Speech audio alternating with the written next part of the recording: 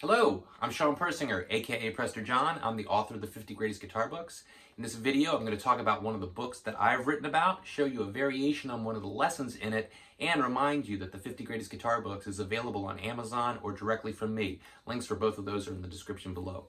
Let's get to the lesson.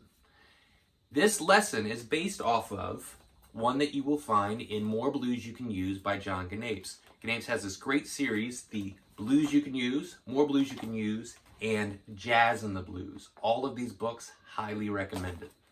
What Ganapes has done is shown a tremolo picking technique in a blues context. Now, if you're unfamiliar, tremolo picking is picking one note really fast. You hear it a lot in heavy metal music. You hear a variation on it with the fingers in flamenco music. You don't hear it so much in the blues, so it's really great that Ganapes has done this technique in a 12-bar blues context. I'm going to play it over a static blues riff on one chord, but you can play this all the way through a 12-bar blues. So let's get a close-up on the technique. Let's get a close-up of the right hand here.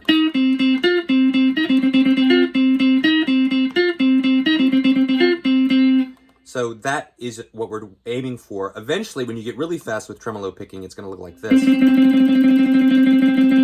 But in this slightly slower, more controlled context, I'm not moving as much.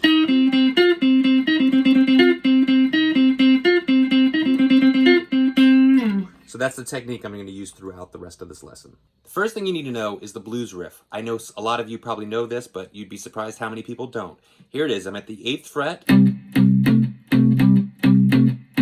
with the pinky stretch up to 12. A lot of people learn this down in the key of A because that's a common blues key, or even G. My goodness, the pinky stretch is so much.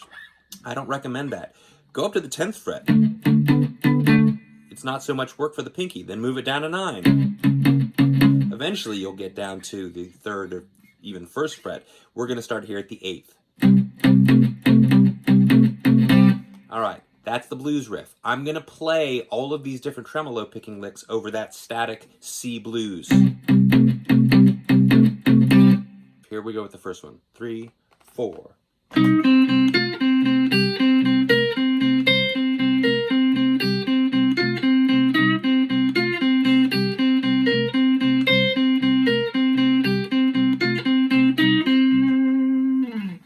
That's not really tremolo picking, but the next step, we want to make sure that you can do that before we move to the next one.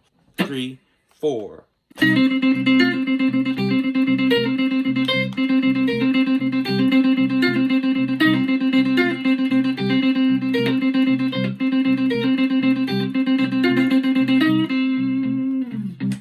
That's going to be hard for a lot of people, so don't try to play the whole phrase at once. Take it one move at a time. For instance, this. Right? I'm not going through the whole phrase. I'm just doing the first 7 notes. I'm actually going back to that one. You could do. Once you're comfortable with that, start adding more notes. Right? So you're not playing the whole phrase at once.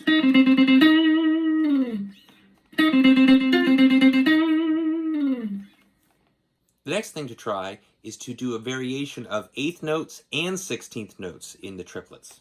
I'll put this into context. 3, 4.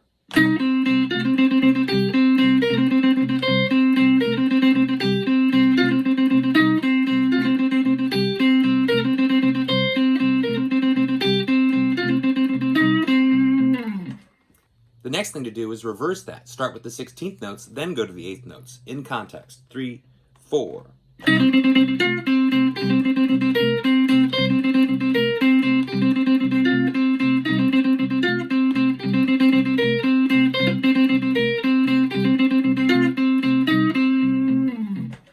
Finally, doing some variation that's much more musical. That's fairly mechanical.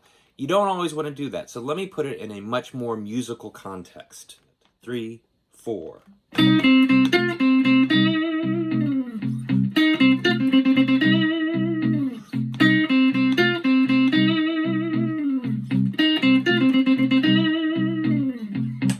And there you have it. Several variations on one little simple tremolo picking idea. That's one of the things I've tried to do in the 50 Greatest Guitar Books, is highlight books that inspire creativity. And I hope you found this lesson useful. If you did, please check out the Blues You Can Use series, and also check out the 50 Greatest Guitar Books.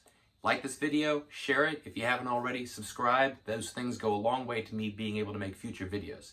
And as always, thank you for watching.